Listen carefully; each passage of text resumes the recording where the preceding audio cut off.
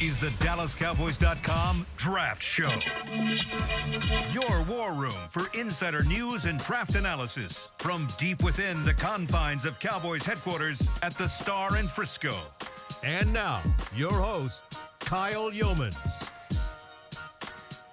Today is Thursday, April 3rd, 2025, and we are 21 days away from the NFL Draft in Green Bay, Wisconsin. Welcome into the Draft Show presented by Miller Lite, the only beer of the Dallas Cowboys. 30 visits are underway.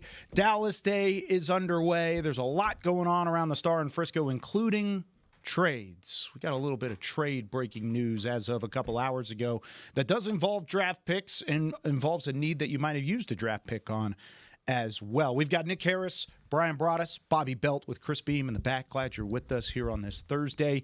Let's get after it. Joe Milton III is now a Dallas Cowboy, former Tennessee Vol, 6th-round pick last year in the 2024 draft. Big arm, big body type of guy, somebody that Dallas had some interest in the draft last year, but ultimately didn't pull the trigger. They pull the trigger here. They send a 5th-round pick to New England, and they receive Joe Milton and a 7th-round pick. So they just swap 5th to 7th. They pick up a backup quarterback, Brian, which fills a need at the moment. Yeah, when you watch Joe Milton play, and I had him watched. I watched the Buffalo game this morning with him and trying to get some other stuff on him. This guy will move around the pocket, and he's got the arm talent.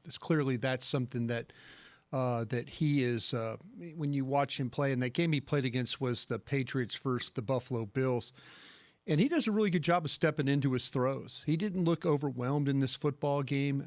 There were times when they brought pressure on him, and he was able to navigate in the pocket, step up, make a throw.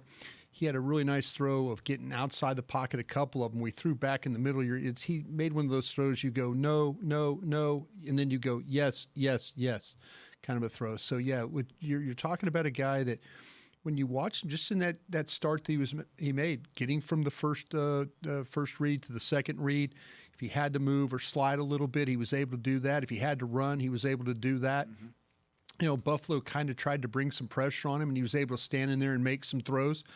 So, when you're talking about a guy throwing the ball in the teeth of a rush, I think that's an encouraging sign right there. So, and you see him making some good throws off play action stuff. So, for making the one start, you need to go back and look at all the preseason stuff as well. But I think you have to be encouraged. In talking to some people in New England, I don't think they really wanted to trade this guy. I really don't. And I think what happened was that with the new coaching staff comes in, you're in a situation where maybe they want to go a different direction. Front office is like, okay, we'll do it, but it was pretty consistent that it was going to be a 5th-round pick. You have some swaps with the 7 and stuff like that and all that. But, overall, though, to me, I look at Joe Milton as a better prospect than what I'm looking at in day 3 with some of these quarterbacks that are down the line. So I see why Dallas made this move. Yeah, and he already has a preseason in his back pocket, and he has one game from the season finale last year in his back pocket. He didn't start that game. Drake May got one drive, but he finished it, and he beat the Bills' backups. When New England went out and signed Joshua Dobbs, that was kind of the indication around the league that, like, hey, this guy's going to be on the trade market, come at us with what you got. There are 4 or 5 teams that were interested in Joe Milton, but Cowboys end up being the one that lands the deal. And somebody said it this morning, and I wish I could attribute correctly. I'll get it here, but the Patriots apparently had a better offer on the table, but they accepted the Cowboys offer because that's where Joe Milton wanted to be. And Joe Milton told Jordan Schultz of Fox Sports, my family grew up a Cowboys fan. My mom always had a Cowboys shirt on. She always talked about them. Living in Texas has been a long-time dream of mine, and now I'm with them. I'm ready to work. So, how does this affect the draft at the end of the day? I think, obviously, quarterback's not a position you got to take anymore. It's going to give them a little bit more flexibility on day 3 to go out and get some of these other positions of need. I think when you factor in that they only moved down 46 spots, they gave up 171 and they picked up 217. They moved down 46 spots. They pick up their backup quarterback. This is a solid trade. Yeah, I mean, it's about as good of a trade as you could make for a backup quarterback, I feel like, given where the market's been on quarterbacks and different things over the last couple of years. Just the fact that you get somebody with all the tools that Joe Milton has, he very much feels like and looks like when you see the type of athlete that he is and the type of skill set that he has. He very much looks like the type of prototype quarterback you just build up with all the different traits. He's just got to put it together. He's got to figure it out. And that's no guarantee. That's a big ask. And that's why, he would have been available in the first place, is because there's a lot that he still has to figure out and a lot that he still has to put together. But I think that in giving up a fifth rounder, you're not going to find somebody with better traits in the fifth round that you could have picked this year. You needed a backup quarterback. He's somebody who looked to be developing at a decent pace last year with New England in the preseason. There was a lot of chatter about him. Played well against Buffalo. And then to salvage a seventh out of it, I think is great. I would have been fine with him just trading a fifth flat for Milton and not even picking up an extra pick. So getting that extra seventh is huge. But this is somebody that I think they were doing homework on for a while and wanted to have a good understanding of, and somebody that I think they're very, very happy to have and should be, because I think he's definitely a lottery ticket worth having. Now, I know there, like you guys had talked about, there was a little bit of rumor around the league that he was going to be available, that there was a possibility there. Nick, I know you even wrote an article on the Fort Worth Star-Telegram recently about the fit, or you at least tweeted about the fit of him possibly being the backup. That was an article we can plug. Was it an article? I'm just making sure. I'm trying to give you credit.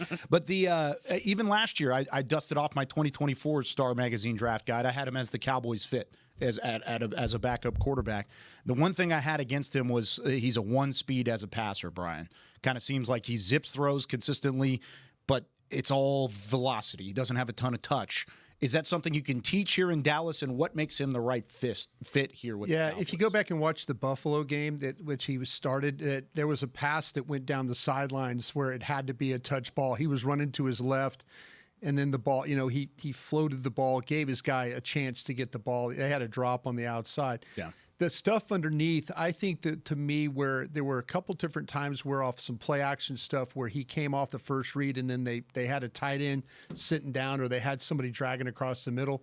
I think the not so much the touch. I think some of the ball placement was for those throws was where I was like going, okay, I could see where you're talking about, he throws every pass with the velocity and all that, but to me, where I saw some of the things, and I'm not going to call them issues, but they were catches, they were receptions, ball placement, little behind in another one, little behind in another one. Maybe that's something that had to do with he was navigating things in the pocket, just trying to get the ball out. The one thing I was impressed about him was that the way in shotgun, he takes the snap, he gets set up, and the ball's gone. He was not messing around in that game as far as trying to hold the ball and do too much. But, the one pass that needed to have some touch, I saw the touch on it, the way he was able to float it down there. Their receiver just didn't come up with the ball. What do you think about the fit behind Dak Prescott? Yeah, it's like Bobby said, it's kind of a lottery pick in some sense. It definitely ups the aura in the quarterback room from what Cooper Rush had. Just whenever you see a guy walking out onto the field, I think Joe Milton brings a little bit Cooper more Rush sexiness. didn't have any sexiness or aura? Nah, Joe Milton's got some sexiness to him. He just kind of comes out and he's big and tall, 6'5", dreads coming out. But no, he's got the visor too.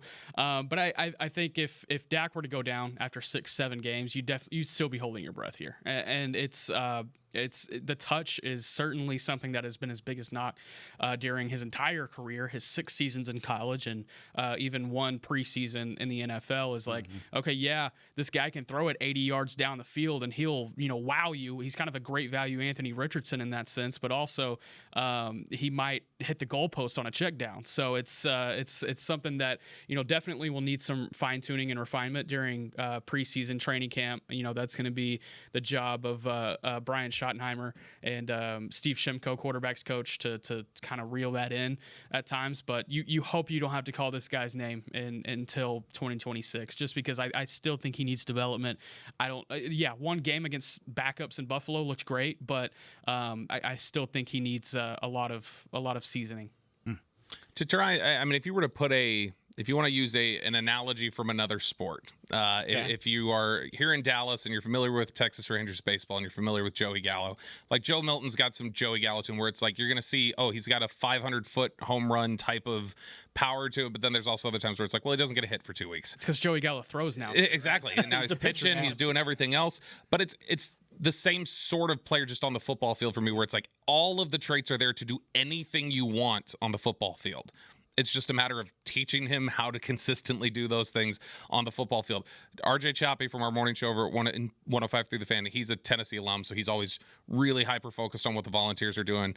And he's always said about Joe Milton, he's like, he'll throw it 80 yards, but he doesn't know where the hell it's going. Yeah. It might hit the third row of the stands. It might be a touchdown. You just have no idea. That ball may sail way off target, but he's got a cannon, and it's very impressive. And I think to add to that point, Todd Williams, who's very influential in this front office, is a Tennessee guy too. And he's got a lot of experience with this guy, both as a fan and as an evaluator and as a front office guy. So I think there's a lot of context that this team understands when they take in Joe Milton. You take the extensive homework that they've been doing over the course of the last couple of months, pair that with this trade, pair that with the players involved. They know what they're getting in this guy. I wonder if that ends up being a serviceable backup quarterback for the next 3 years. You said Todd's a Tennessee alum too. He's an alum. He's going to have some good words about him, overall. Absolutely. Now, and of course, this is the draft show. We got to talk about draft and how it does affect things. I know a couple of these Dallas Day guys in some of these 30 visits are probably going to be at the quarterback position. You said at the very top of the show, Nick, that you feel like now it's not a position you have to take. Does it completely take them off the board from taking a quarterback at any point in this draft? It should, in my opinion. You got 3 quarterbacks on the roster. They are still, speaking confidence into Will Grier, and there's going to be a competition for QB2 technically. So it's not that Joe Milton's just going to step in. If you ask Brad Sham, Will Grier is QB2 right now. So I think with the quarterbacks that they have on the roster, they got 3 guys. They have other positions of need. They need depth at other spots. For me, taking a quarterback in this draft is not worth it. However, if there's a UDFA out there, which the Cowboys had a couple of representatives at Florida's Pro Day last week for Graham Mertz, which is a guy who got hurt this last season and, saw his stock really tank. He's going to be a UDFA type guy. Then maybe that's a guy to keep an eye on. Maybe a 4th guy gets brought into camp and, that helps take some reps off of Dak Prescott's hands at times, So I wouldn't discount a UDFA, but taking a draft pick, I don't think it's worth it. Yeah. Same for you, Brian? Absolutely. Yeah. Bobby? Yeah, same thing. I think you just used your draft capital. That is your draft pick when you give up that 5th round pick. There you go. So it opens up the door for the rest of the 10 picks. Now, with Dallas Day going on, any names that we can kind of put out there that have been already reported, Nick, that have been in the building and that are getting that up close and personal touch with the Cowboys? Yeah, certainly. Ashton Jeanty, I think, is probably the one that jumps out the most just because he's a Dallas Day guy. Frisco Lone Star. Damian Martinez out of Miami, I almost said Mississippi, out of Miami is certainly one that I've talked about so much on this show. And I think when you talk about the type of running back that they need in this draft, they need a downhill guy. They need a guy that they can rely on between the tackles on early downs. Damian Martinez is that guy. I mean, you take a look at his size and what he can bring from that perspective at 6 foot, 230 pounds. He's a load. And he's a unit that just terrorizes inside. So I would Damian Martinez is certainly one that pops out. Craig Woodson out of Cal, he's a safety, probably a 6th, 7th round type guy. I think that's another one to keep an eye on. He's from the DFW area. I was trying to find a list that I had a couple of weeks ago, but my Twitter is just being what this app is. But there's some intriguing guys here on this Dallas Day that are going to be here that the team can just get more familiarity with as time goes on. Yeah. Anybody that you want them to bring in, Brian, and thought process around some of those names that have already been reported? Well, I don't know the whole list of the names of everybody that's been reported. So here's a list that I found. If you got one, just fire them at me. And we'll like I say, I wait and see what the list. Yeah, this is via Nick Harris actually. So Ashton Jeanty, Quinn Ewers, Savion Williams from TCU, Ollie Gordon II, Oklahoma State, Damian Martinez from Miami, Andrew Henry from New Mexico, Chandler Rogers, quarterback from Cal. Craig Woodson, safety from Cal that we've talked about a couple times on the show. Those are the Dallas Day reports that are confirmed. This is the one that's interesting to me and I've had a lot of trouble with this player because I cannot figure out where he's from one year to the next, and that's Ollie Gordon. I can't, and I wonder if, in fact, that Ollie Gordon went out and ran in the 4.6, slow 4.6s at the combine. I wonder if you can maybe get a little bit better time on him, or is that kind of what he is? But the thing about with Ollie Gordon is you could watch him play and you would say, man, this guy absolutely is, Nick used the word a unit, but you talk about a guy that's, 6'1", he's 226 pounds. This was a guy who was a Doak Walker winner in his sophomore year of college, and he's a workload type of a back. But I think he needs to be in a scheme where he could take the ball and just kind of go blast straight ahead, run. I didn't see a guy that had a lot of really cutting ability to him, but I'd like to see if with him being here, maybe they'll probably get a little bit better idea about him. Yes, he's got some of these backs we're looking at do have that ability to, like a Brooks from Texas Tech, that has the ability to cut and cut and cut again. That's not Ollie Gordon's type of game, but his size, his ability to catch the football, I think is something that you absolutely have to study. And then you got to get to the bottom of why was his, and Oklahoma State fans will tell you, alum will tell you, the quarterback play was bad, the offensive line play was bad. There was a lot of things going on here. But, man, there was a big drop-off from one year to the next. I'd like to get to the bottom of that. Is he would you put him in a similar vein, not as a play style, because I think when you watch them as players, they're not similar. But is it the same challenge for you that somebody like Bryce Love was a couple of years ago, where you're like, what happened with Bryce Love? Why doesn't it look the same from year to year?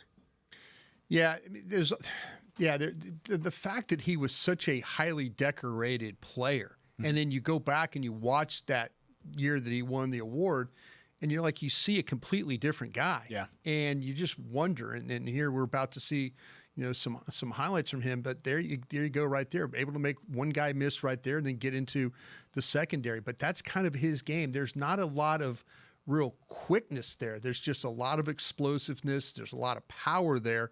And he's really, really good, as we saw there, right down around the goal line, stuff like that. Here he is, he's going to catch the football in the swing. It takes a little time to get to the edge, but there you break a tackle and then get to the end zone. That's kind of what Ollie Gordon's game's like. But there were more of defenders bouncing off him 2 years ago. This year, though, you didn't really see that much of that. I do like the efficiency with which he runs with, like we just mentioned a guy like Bryce Love. Bryce Love used to dance a little bit, and Bryce Love wasn't always efficient when he was moving, when he was getting downhill. Like, that is something that I think Ollie Gordon, there's purpose, there's vision. You mentioned the contact balance. I think all that's really good. He's not a burner. No, not at all. I do think that this team probably, that's an area where they're lacking right now, is you are going to want somebody who's got a little bit more juice to him. But Ollie Gordon, to me, I think I watch him, and you're right, there's the drop-off. But when you watch him, there are times, especially 2 years ago, you look at him and you go, that's a 3-down NFL back. Yeah. Like, it's not a superstar, but that's a 3-down, can do everything. And, I mean, how much has Brian Schottenheimer already talked about when he references running back, catching the ball out of the backfield and pass? They want a guy who can be in there on all 3 downs. Well, then if you're looking at that type of guy, Bobby, I would look at ATN from Georgia. Yeah. Would be that kind of guy to me. And I don't know, Nick, if you've got one in mind, but if you're talking about a guy that runs with some power, some quickness, some explosiveness, can get around the corner, catches the football really well, gives you really some good effort as a pass blocker. He's not the tallest guy, but he's more of an explosive runner than what you have with Ollie Gordon. Yeah, I think the dream running back fit for me in this draft for the Cowboys is if Travion Henderson is there at 44.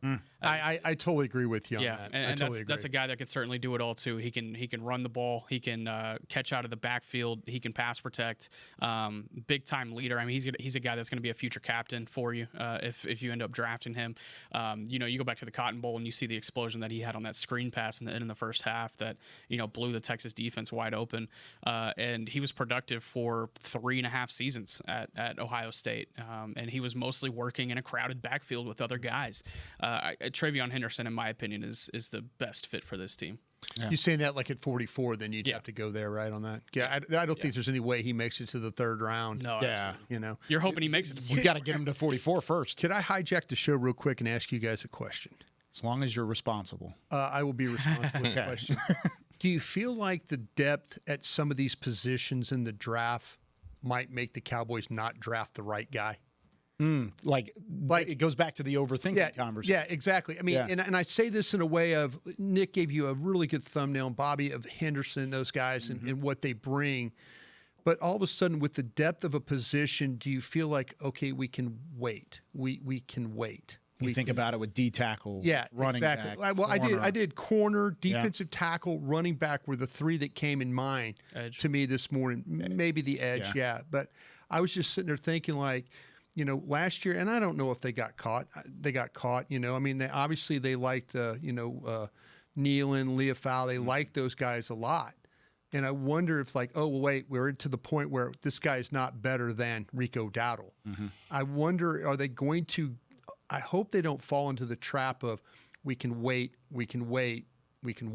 I don't know. Do you think like they might miss on the wrong guy because of the depth of the position? That goes back 2 drafts, right? That goes back to 1 draft prior when they were talking about maybe Charbonnet or Johnson out of Texas or some of those other guys, and they ended up drafting Deuce Vaughn in the 6th. I think the same kind of scenario happened where the fit wasn't there. They overthought it and decided to fill another need in those scenarios, and then all of a sudden you're left without a running. There was that existed a little bit, and it worked out for him ultimately. But there was a little bit of that 3 years ago too, because I think they looked at tight end and they were saying, there's a lot of depth there. We'll kind of have our pick of what we want, and then they got to the 4th round and they were like, we have to take Jake Ferguson. Yeah. Because Jake Ferguson's like, we don't trust that there's going to be a guy that can cover this. And then they were kind of in a corner, but ultimately that one worked out. He's a good player. That game is especially dangerous potentially when you're talking about not having a 4th round pick. That's how it got you last year, because you lost all those backs between your 3rd round pick and then up to the 5th, and then you're staring at the same sort of situation this year. So, I mean, that feels like it's always a risk anywhere, I guess, especially when you have that long gap from the 3rd to the 5th round. But yeah, I think corner is one of those where you might get yourself into that kind of a position. Or, I mean, if you feel like, there's just so much to pick from, let's let the board settle receiver for us or something else. Then you get down there and go, oh, okay, well, a lot of guys got snatched up in between then. Well, and you pair the depth of the draft class at running back, and you also say, hey, we've signed 2 veterans too. So if we don't take one here, we'll be okay. I'm not sitting here putting my chips in the middle of the table for Javonte Williams and for Miles Sanders. Just let that be very well known. I want them to draft a running back. Zeke's still in out those there. First couple rounds. Yeah, he is out there still. Deuce Vaughn's on the roster. He's on the roster, yeah. And so is Hunter Lipke, your guy. But fullback. Sorry. Completely different conversation. He could carry the ball. I am trying to decipher that. You're trying I'm trying to throw him into a group of his own. All right, that's fair. But either way, you're not pushing your chips to the middle of the table with the guys you've signed, but it could be that thought in the back of the head saying, yeah, you know what, we could take a guy here, but we're not in love with the value. We're not in love with the player himself. If there's a position they did that at, it could be a defensive tackle at the 3. Could be. With Thomas, and then you re-sign Osa. That might not lead them to believe. I mean, there was a talk several weeks ago where Walter Nolan was getting a lot of play potentially for the Cowboys here at 12, and I don't think that's the case anymore. Yeah, not the case. And we've got a lot of positions to fill too, which could play a factor into it as well. If picking, let's just throw this out there because it's been thrown onto mocks as well. If picking a Marion Hampton at 12, would that be forcing it? Unless you love the player. Yeah. But I don't know if it will. For me, yes.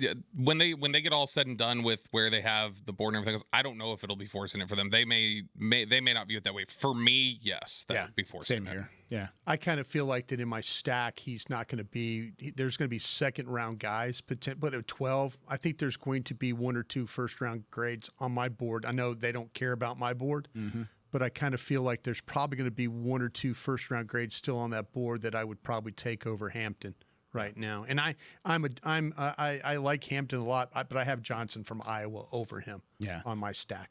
He's one of the guys that if you don't take him at 12, he won't be there at 44. So if you're talking about forcing it, you're taking a guy won't be there in the 2nd round. So there's that element to it.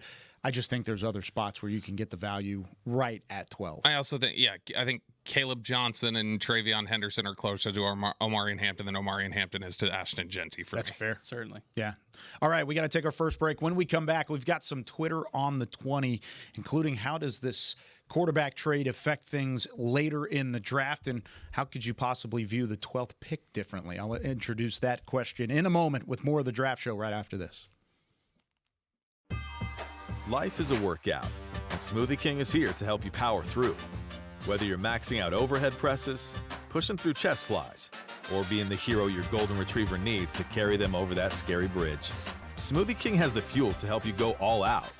Build muscle and boost your recovery with 45 grams of protein, 0 grams of added sugar, and delicious customizable ingredients in the Gladiator Smoothie. Available in chocolate, strawberry, and vanilla. Only at Smoothie King. Hi, Drew Pearson, former Dallas Cowboy and now Pro Football Hall of Famer here. If you're struggling with your vision and tired of those contacts and glasses, don't throw a Hail Mary. Go where I went. Laser Care Eye Center, the official LASIK partner of the Dallas Cowboys. Drew, thank you so much for trusting us with your vision correction procedure. At Laser Care Eye Center, we offer 6 different vision correction procedures to help patients see. Check them out at dfweyes.com. Tell them Drew sent you. Hood hood. I'm Dak Prescott, quarterback of the Dallas Cowboys. And they snap it to Prescott, who looks right. It's not there. He escapes left. He'll run for a first down. Just like football, when it comes to crypto, it's important to have a team you can trust. With blockchain.com, I know I'm in good hands. Since 2011, they've been trusted by millions around the world to buy, sell, and trade cryptocurrency. Prescott's going to run this himself. Run it up the middle, and he scores. Whether you're new to crypto or an active trader, they've got you covered. What are you waiting for? Get started at blockchain.com. Cowboys fans, when it comes to navigating the ever-changing world of tax, your business needs a partner it can trust to tackle even your biggest tax challenges. Ryan is the largest firm in the world dedicated exclusively to business taxes. Our team of tax professionals has local expertise in all areas of tax and can help you uncover savings opportunities you didn't know you had. Learn more about how Ryan can improve your overall corporate tax performance by visiting Ryan.com. Ryan, the official tax partner of the Dallas Cowboys. This is the DallasCowboys.com Draft Show. Get excited for the most dazzling DCC experience yet. The Dallas Cowboys Cheerleaders on Tour is coming to a theater near you. Witness live performances, enjoy on-stage Q&A sessions, and even be a part of the live audition. If you're in Dallas, San Antonio, Austin, Midland, or El Paso, mark your calendar for dates and tickets. Visit DallasCowboysCheerleaders.com/tour. I know my wife and my mother-in-law are very excited about the Cheerleaders tour. That's exactly what Crickets. it is. I looked right at I'm Nick. sorry. I looked right at Nick Harris, and I was expecting something there. No, I think you're working over there. No, sorry. All right. What was? I was just gonna say I had something to say, but most of the time it's best if I don't say it in those moments. Probably fair. All right, let's go ahead and get into some Twitter on the 20. Kyle, can I ask you a question real quick? Okay, Vach. No, I'm good. What's Sorry. up, dude? No, go ahead. We're good. I was waiting on something like that. Vach on the 20. We miss you, Vach Lombardi, for at least this show. All right, Matt on Twitter wants to know, Brian Schottenheimer said during the owners' meetings that he wants to build outside in and specifically mention positions like edge, corner, and wide receiver while saying we want a game changer so we never have to pick a 12 again. That's what he said. Nick Harris was at the table when he said it. Give me one receiver, one edge, and one corner you would be okay with them drafting at 12 to fit those 3 specific positions that he mentioned. Well, the one that's what I would do is different from what they'll probably do. But my guess would. I want your name. No, I'm going to give you their names. I'm going to give you their names. I'm going to give you. They're going to take. They're going to take McMillan. Okay. They would take maybe the edge. Michael Williams. And they would take Will Johnson. That's kind of where I think this thing would go. And how would your names be different? My names would be different because I would likely take McMillan. I would probably look at Mike Green, and then I would probably look at Barron is the ones I would look at. But I think they were going to do totally opposite of what I think. Okay. What do you think? Yeah, I agree with the 3 names he thinks would happen. Yeah, and I agree too. Those are probably my names, but I don't feel great. I don't think about. Come on, Kyle, challenge him now. I don't feel great about any of them. I feel great about McMillan, but I don't feel great necessarily about Michael Williams as the edge there. I like him. I like him more than I think other people seem to. But and then behind that, it's Will Johnson. To me, that's a very clear. Tet McMillan. What edge I feel great about. What edge did you take? Michael Williams. But no, okay, you don't feel good about him, right? No, I'm saying I don't feel good necessarily about any of the edges that would be there at 12, just going 12. Yep, I can jump on it and feel great about it. But them you think that they would take? Yeah, and I think if I had to pick an edge, it would be Michael Williams. See, and the only differ that I would have in that same mindset is I would take Jahdae Barron over Will Johnson. I just think Barron's a better corner. than Will Johnson. I would take Reville and Barron over Will Johnson right now, and I would even consider Morrison as well from Notre Dame. Mm-hmm.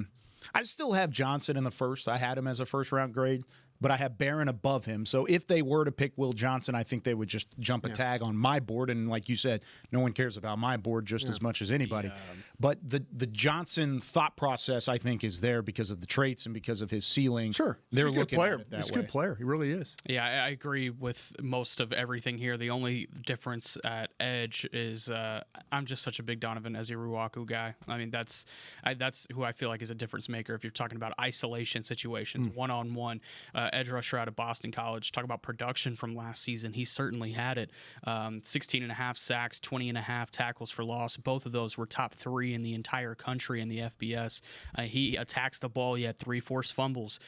First team All-American. He was the nation's top defensive end. I mean, this is a guy that I had a ton of fun watching at the end of the season for Boston College last year, or at the end of the season last year.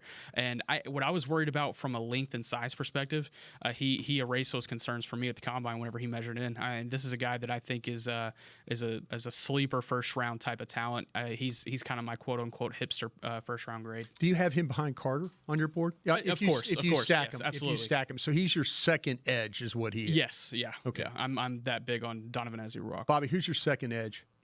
After Michael Williams? After Carter. No, it's Michael Williams. Yeah, that's why I said I would put him there. I don't feel good about taking an edge at 12 though. If Abdul Carter's not going to be there, then I don't feel good about the edges at 12. Is part of your concern about Michael Williams? Is it the same sort of hesitation you felt back in 2017 when Taco was selected? Is it the same sort of just like I had Michael Williams. I would take him all day, and I'm not just saying that about Taco because we know what happened with Taco. Mm-hmm. But I could Michael Williams all day over Taco. Sure, but just on college film. Yeah, just on college film. I mean, I could go back and read my notes for Taco, and they're not going to read as good as the notes are for Michael Williams. My concern with Michael Williams is I was looking for a guy that right now rushes the passer. I mean, and that's why I like Mike Green. Yeah, because and Nick brings up a great point about our guy at Boston College. And he's probably thinking the same thing. Am I right, Nick? About that you got a guy that can rush the passer right now. And I think we all have some concerns about Michael Williams as a pass rusher. Sure. It's that whole floor and ceiling thing with him, I guess. Yeah. But I just kind of think that's you got to teach is. him pass rush. I just think that's who he is right now. And so, but I could see, you can't draw him up any better looking than that kid. You just can't. He's a great-looking player, but I just wonder, what's the learning curve going to be on him rushing the passer? Yeah. I like how you're standing on the table for Ezeruwaku. I can't say his name. Mm-hmm. Is that how you said it? Yeah. Is it close enough? But I like how you're standing on the table for him because I've only seen him probably mid-level of the first. Mm-hmm. That's about as high as he's gotten. And if you think he's that good of a player, same thing with Mike Green in the way that you guys defend Mike Green. I think he's a great player too. I wouldn't stand on the table the same way for Michael Williams, but the traits are there, and that's why I think there's a lot of interest around. I'd love to ask them a question if I could about what do they really like about Michael Williams. I'd ask the same thing about Johnson. I mean, once he runs, that's the thing. We're probably not ever going to get Johnson running. Am I right about that? Probably not. We'll find out next week. I mean, there's some that say he will, there's some that say he won't, but we'll know next week. Okay. I mean, will it make me feel better? Sure, because I can compare his time to the other guys, and maybe it's one of those things like, okay, if he runs like a 4.45 or whatever, I'm like, okay. He runs fast, trained well, good job. I mean, maybe there's some games I could go back and see him playing that way, But I didn't always see him playing that way, and that's my concern. That's why the biggest concern I have about him is I don't have a feel for does he have that kind of speed. Yeah, and I mean this team has in the last few years drafted somebody who had that question and didn't run during the process, and that was Trayvon Diggs. Yeah. And Diggs, I would guess that if Diggs would have run in 2020 and Will Johnson were to run right now, I would guess Will Johnson's faster is what I would think. And so, I think that question for them, they've already shown at that position specifically, they've been willing to go ahead and just say, all right, we're gonna trust what we see here, and we don't necessarily need that time. Yeah. This question from Jerry has to deal with trade value. So if you want to get out your trade value chart, want to talk about the possibility of what it would cost to trade past the Bears at 10 if Vegas doesn't take Ginty. Do you feel like there's a chance that if that time comes, they get past 6, he gets past the Las Vegas Raiders, that the Cowboys could possibly get on the horn and try and trade up in front of the Bears, the second team that would take Ginty? I saw a mock draft this morning from NFL.com that had Ginty at 10 to the Bears. So you're trying to jump up to 9. At least. Saints. Do you feel like that would be the likely You're scenario? giving up your third. Yeah, you're giving up your third. And then, I mean, if you wanted to close it a little, you probably give up your third, and then you could see if they would throw you in something from the back of day 3 to maybe even the points out a little bit, because you're paying way premium, overpaying, aren't you? Yeah, you're paying it. You're 60 points above. Yeah, that's what I thought. So if you want to go try and find another pick in there, see if they'd give you something else on day 3 to try and even that out a little bit.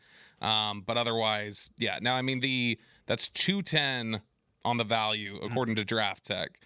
So if you wanted to you could go up to Carolina at 8, and that would even out closer. If Carolina was willing to go back. If Carolina was willing to go back, yeah. And Carolina might be interested. Because that's just 10 points off. That's a 10-point difference. And sometimes, and you would overpay by 10 points, right? Yeah. I mean, to get Ginty, if I thought that there was danger of him getting snatched up. To move up into that spot. Is that something that would even be remotely likely? I mean, give me a percentage on what something us or them from you guys. This team has no business trading up anywhere in this draft. Yeah. They need to be acquiring picks, if anything. Could I interest you in trading for Hunter if he was there?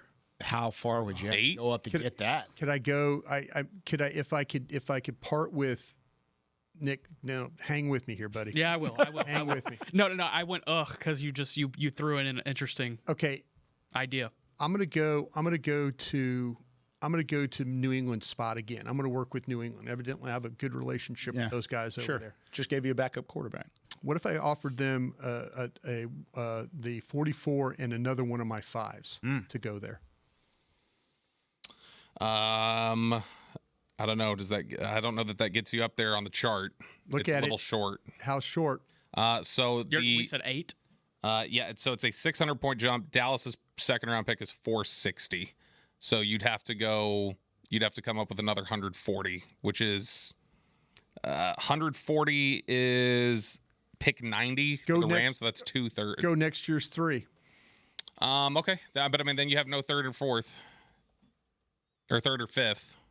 Well, I'm talking about. Well, just don't. I mean, like I said, to me, just instead throw them 44 in next year's 3. Do that to move up to 8 for Hunter. Yeah. No, this is to go up to the Patriots. Go to Patriots. Oh, okay. I was like, wait. You're like, I was like, we're wow, overpaying here. No, we're on the Patriots. Okay, 6. Okay, I see what you're saying. Yeah, and if you would expect next year's 3rd to be in the final 10 to 15 picks of the 3rd round, that would be probably pretty accurate. Mm-hmm. God, I was trying to get away with using my 5th, but you guys caught me on that, so I'm gonna have to use next year's 3. If you did it with Jacksonville at 5, it might be a little bit better. There's your 100 points difference right there. And that would take a little bit of a slip for even Hunter to get there, right? He would have to get past the Patriots, who could possibly take him.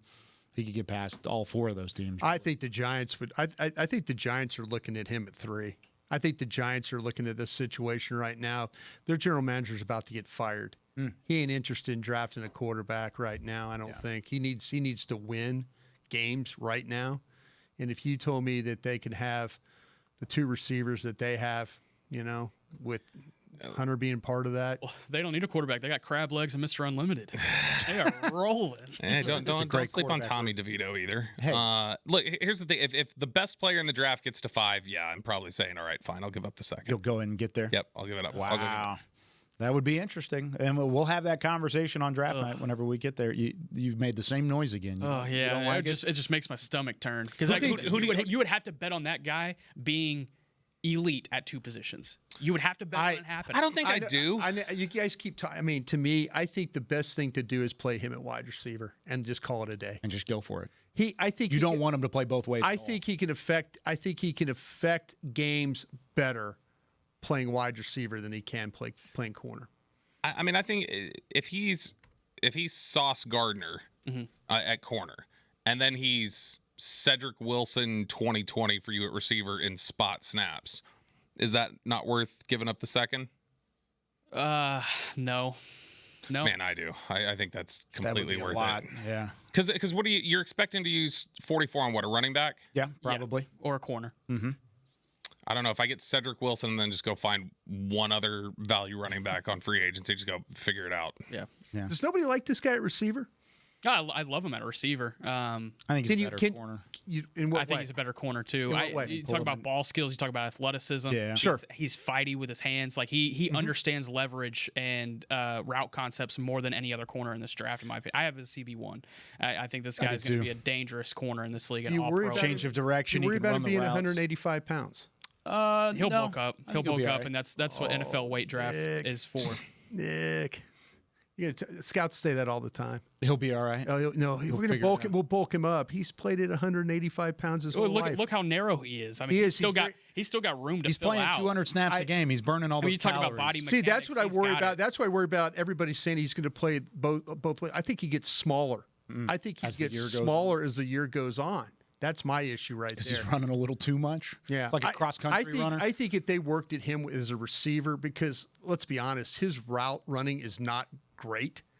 What it is he is such God-given talent, and the quickness and the explosiveness. I think if somebody worked with him and said, "Okay, here's how we're going to do with your routes," make it more precise. He does a great job of finding space. He really, really does, and he makes crazy catches. I mean, don't tell me. I mean, I'm not yelling. You guys don't tell me. This guy right here, though, he can be an All-Pro receiver. I don't know if he could be an All-Pro corner. Bless you. Thank you. I mean, which spot is more valuable to you? Me, top end corner or top end receiver? But if I say he's going to be a top end of either which one position's more valuable? I think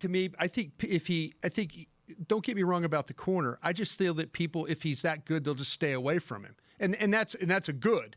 That's a good. I think people will scheme against him playing defense, but I think there's things that you could do with him offensively that helps you more in a game. Yeah.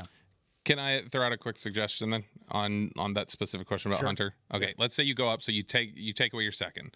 You can either play Hunter, you pick Hunter, you can play Hunter at receiver, and then in the third round you can take, I don't know, Besh. Okay.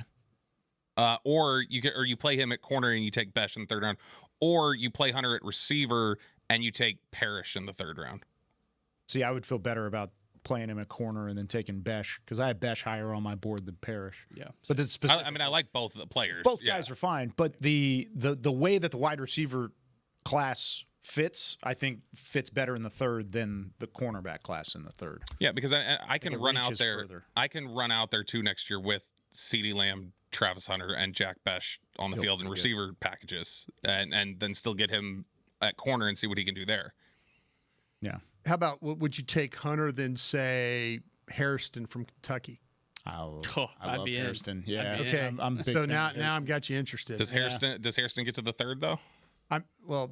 We don't have it exactly. We don't have a second. We don't have the second. So now, does on my board it would be somebody like Noel Williams. Okay. It'd be like Riley from Louisville would be in the mix for me. This team's done a lot of homework on Quincy Riley. Mm-hmm. Yeah. See, to me, I don't know. There's a lot of questions. Fascinating. I think I have better. See, when I start to think about third round receivers, I start to think about Royals and guys like that who I really, really like. Yeah. Even maybe Williams from Washington State. Is he a second or third round on your board, Nick? Third, but really talented. Would not surprise me if somebody pops on him in the second. Yeah. Kyle Williams. Kyle Williams, yeah. Need to watch him. He's one of my last guys. All right, that's going to do it for this segment. When we come back here on the Draft Show, I want to go through a couple of NFC East nightmare scenarios for Dallas. Which one scares you the most? We'll talk about that right after this with more of the Draft Show. I'm Darren Woodson, former Dallas Cowboy player and Super Bowl champion. When I played in the NFL at a high level, I relied on my vision to see the field. As I started getting older, I noticed my vision wasn't as good, and I was getting frustrated from wearing my glasses all day. I went to Laser Care Eye Center, and Dr. G talked about all the options. Thanks to technology and Laser Care Eye Center, I can see near, far, and between. Don't fumble your vision any longer. Visit them at dfweyes.com and tell them Darren sent you. They got me back on my game. Star Sports Tours is the only official fan travel partner of the Dallas Cowboys, offering exclusive game weekend travel packages with pre-game sideline access and photo ops with current players, cheerleaders, and Cowboy legends. You want to stay at a team hotel, attend the best tailgate party in Texas, tour the Star, and talk X's and O's with me, Everson Walls? With Star Sports Tours, you can. Visit cowboystravel.com to book your travel package today. Life is a workout, and Smoothie King is here to help you power through. Whether you're maxing out overhead presses, pushing through chest flies, or being the hero your golden retriever needs to carry them over that scary bridge, Smoothie King has the fuel to help you go all out. Build muscle and boost your recovery with 45 grams of protein, 0 grams of added sugar, and delicious customizable ingredients in the Gladiator Smoothie. Available in chocolate, strawberry, and vanilla. Only at Smoothie King. How about them Cowboys? Or how about them Tyson Cowboys Nuggets? As we cheer for the stars on the field, we love that we've also got some stars on our plate, thanks to Tyson brand star-shaped Cowboys Nuggets. That, along with all our other favorite Tyson Foods products, sure make game day special. Score some delicious Tyson Cowboys Nuggets and become a game day star, just like our Cowboys. As you enjoy your stars on and off the plate, remember, tailgates and game day have always been Tyson. This is the DallasCowboys.com Draft Show. Cowboys Nation, the Cowboys are heading back to Riders Field in Frisco, Texas for the 12th annual Reliant Home Run Derby on April 22nd. Come see your favorite Cowboys players swing for the fences to raise money for the Salvation Army. Plus, meet the Dallas Cowboys cheerleaders and Rowdy. Admission is free and gates open at 6 p.m. Seating is first come, first served. Visit DallasCowboys.com/ReliantHRD for more details. April 22nd? April 22nd, the Tuesday before the draft. It is a long week. It's going to be a long week. I got to get in the cages, too. I'm hitting in the media derby. I'm going to win it this year. I've finished second twice. Well, I hear there's I hear there's a new entry this year. Pat Doney killing you guys, or what's going on there? So Pat beat me once, and then Kyle Roberts from WFA beat me last year. Even though I left the actual yard and raised a lot of money, it's part of it. It's a good thing you're not. Are bitter. you in it? I am definitely bitter. I've told Kyle I'm bitter. There's only one guy that covers for Star Telegram, so. Are you in it this year? I just hear there's a new entry. Do we need to go to the cages? We'll make it happen. All right. I think Nick's shoes are going to be better than anybody else's shoes at batting. See, and that's a bad thing because you're going to end up using bat. The torpedo bat. You're going to end up like getting dirt all over your nice kicks. You got to wear some crappy shoes out there, or else you're going to be regretting it. All right. This is from Chad Reuter on NFL.com. He went through the first and second rounds of the 25 NFL draft and put together dream scenario picks for every one of the 32 teams. I'm going to read the NFC East, starting with the Cowboys, but then I want to read the other three teams and see which one scares you the most as a Cowboys fan and as somebody watching the film and doing the homework on this draft. So he had at 12 overall, the Cowboys get Ted McMillan, Arizona. He ends up being the wide receiver available there. They take him, I think, check that box. And then he agrees with Nick Harris that the dream scenario at number 44 would be Travion Henderson, running back from Ohio State. A good start. That's a 1-2 punch that I think everyone would be extremely happy with. Now let's see what the rest of the league looks like. My training camp engagement is already going. It's going to go bang through the roof, especially with Joe Milton throwing them the ball, the zip on the pass. New York Giants at number 3 take Shadur Sanders, quarterback from Colorado. Round number 2 at 34 overall, they take offensive guard from Alabama, Tyler Booker. Ooh. So that's a 1-2 punch. You get your quarterback, and you get possibly the best guard in the draft. That guarantees that Booker will be a bust. Because he's in New York. They have had the worst luck drafting offensive linemen, and from Alabama. They've had a big problem with that. Booker's an outstanding player. I'm just tongue in cheek, but man, seriously, I mean that is a big physical guy. You can see right here leading out on the edge, and Milroe just going right in behind him though. But yeah, this is that would be a really two nice picks for the. I would fear this one even more if they took Hunter and then took Booker. I think that would be worse for the Cowboys. Okay, so keep those two picks in mind. Here's Philadelphia, number 32 overall. They get Walter Nolan, defensive tackle out of Ole Miss. We've had a lot of conversation about Walter Nolan. And then in the end of the second round, 64 overall, they get Jalen Lane, wide receiver from Virginia Tech. I don't know if I love the wide receiver pick there. I think there are other receivers that would be significant there. Not anything against Jalen Lane specifically, but I just like the other receivers that are there late in the second. Brian, you talked about a couple of those guys just a second ago. Yeah, no, absolutely. Depending on with Williams and where you have Royals and those guys, I think there's some receivers that I would much rather have in that end of that second round. Than I think, with Walter Nolan going though at where he went at 32. Mm-hmm. See, that's kind of where Walter Nolan needs to go. Yeah. He didn't need to go at 12. He needed to go at 32. So I would say that's a pretty darn good pick for them. I'd say Jalen Lane is one of the most athletic players in this draft period. I mean, you throw that athleticism in that receiving core, oh my God, it would be a nightmare. You think it would be dangerous? It'd be dangerous. I like Kyle Williams more as a player, but if we're talking athleticism and speed, and oh my God, that would be a bad fit. For the Cowboys, it'd be a great fit for the Eagles. I don't know if we've talked about Lane a ton. Can you give me a scouting report on what he brings? Yeah, it's just we're the getting athleticism. to see some film here. And this is a guy that really popped out after Combine. He's a Middle Tennessee State transfer. He played his last 2 seasons in Blacksburg, Virginia. Yep. Yeah, at Virginia Tech. I mean, he's a returner. He can kick return, punt return. I think that was a return play just there. The production has not been there. I mean, he had right around 500 yards in both seasons at Virginia Tech. That's why I just feel like Kyle Williams might be a better player because he has the production. He's been in that feature role at times, and while Lane has had the athleticism and he's had a decent quarterback, I like Kyron Drones at Virginia Tech. I think he's going to end up being a day 3 guy next year.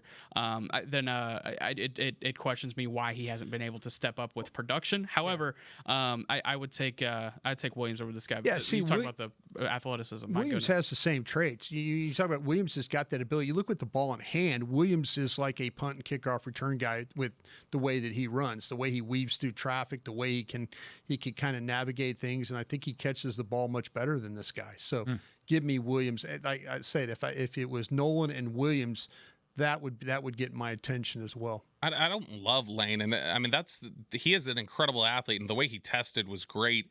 And he was one of those ones that I went back and watched again after he tested because I was like, doesn't play that way. Why doesn't he get more open consistently? It doesn't jump off the field. He's such a good athlete in terms of the testing that you look at it and you go, he should be open more than he is. And I feel like a lot of times, I mean, he's still got a lot of room to grow, I think, as a route runner because he gets knocked off his spot really easy. Press gives him a lot of problems.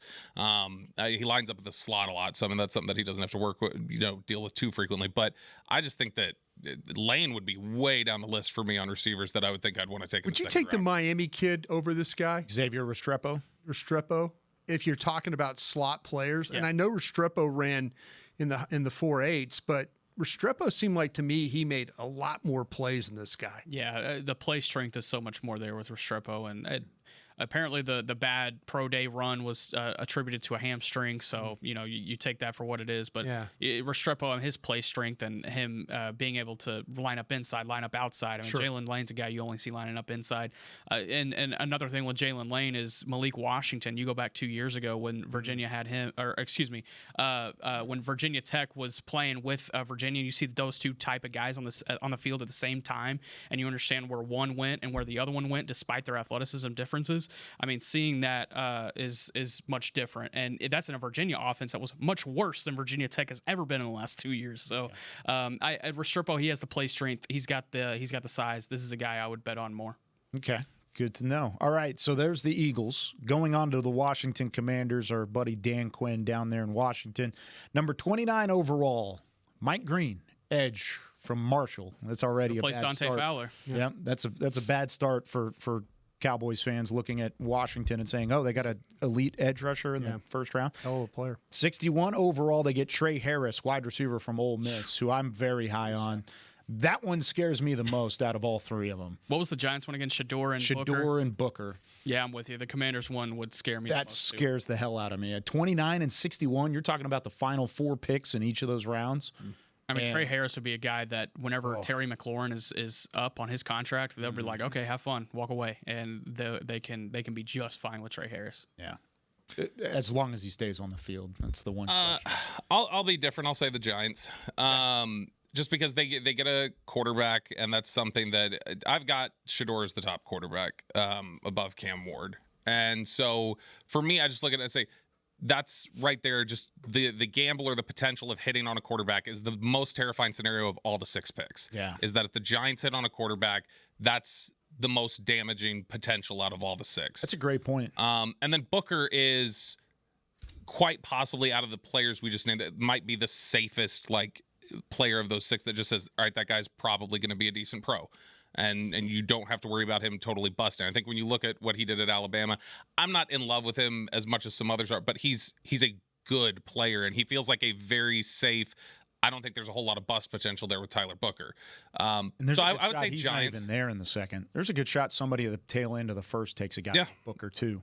He very well could be in this scenario that's run by Chad Reuter from NFL.com. He was there, but I think if he's not there, I wouldn't be shocked. I really like Walter Nolan, but the Jalen Lane pick just easily makes the Eagles third for me. Mm-hmm. I agree. Yeah. Let's replace it with Kyle worries Williams. you the most? Let's replace it with Kyle Williams. Just for the hell of it. Okay. So you change it so up? Instead of Jalen Lane, you get Kyle. Yeah, I mean that makes it better, but is it something where does it take it above the other 2? Probably not. I like Washington. Saul Trey Harris. He's really good, and I like him. I've got him in the second round. There is a little bit though that does remind me of a guy who we're all familiar with here now. There's some that reminded me of Mingo coming out.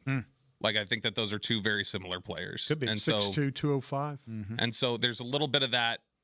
You don't want to apply too much of it, but when you are looking at somebody going who does this remind me of, and how did that skill set translate to the NFL? The guy that it reminded me of was Mingo. Yeah. And you so helmet scouter. No, that's not it at all. It's not helping. If anything, Ole Miss is a typecasting. They're finding their type and they're zeroing in on it. I will say there is a little bit too much criticism when it does come to quote unquote helmet scouting, because these programs scout a specific type of player, like for their guys, type of positions. Yeah. Sometimes it's a little bit more fitting than people give it credit for. Yeah, thanks for defending me against yourself. I was just giving you help. Harris went to the Commanders, right? Harris went to the Commanders. Yes. Yes. Okay, perfect thing, because I don't know about you guys, but I know this. Harris loves the in-breaking routes. Mm-hmm. He loves those crossing routes. Anything he can throw inside. Jaden Daniels can throw those routes all day. That would be a really, really good fit if you can get a guy like that a quarterback that could put the ball on a guy in a move. So if you were to rank them 1 through 3 in terms of those scenarios, which one would scare you the most? Washington, Commanders, Giants, Eagles. Commanders, Giants, Eagles. Yeah, I'm in that same boat. Giants, Commanders, Eagles. Giants, if they hit on that quarterback, they're instantly building their team up way past the capacity of those other 2 picks. Very true. Very true. Way to save the segment, Bobby. Appreciate That's what I do. Can I ask you a question? No, sorry. We got 27. No, go ahead and wrap it. That's going to do it for us here on the Draft Show presented by Miller Lite. We are within 3 weeks from the NFL Draft. Again, we'll be on the air an hour before the first pick of the opening round. We'll be suited and booted for that one. Can't wait for draft weekend here on the Dallas Cowboys side of things, and then on 105.3 The Fan as well in the Odyssey app. So we've got plenty of great coverage coming your way over these next few weeks. For Nick Harris, Brian Broaddus, Bobby Belt, I'm Kyle Yeoman saying so long from the Draft Show. We'll see you next week. This has been a production of DallasCowboys.com and the Dallas Cowboys Football Club. How about this, Cowboys?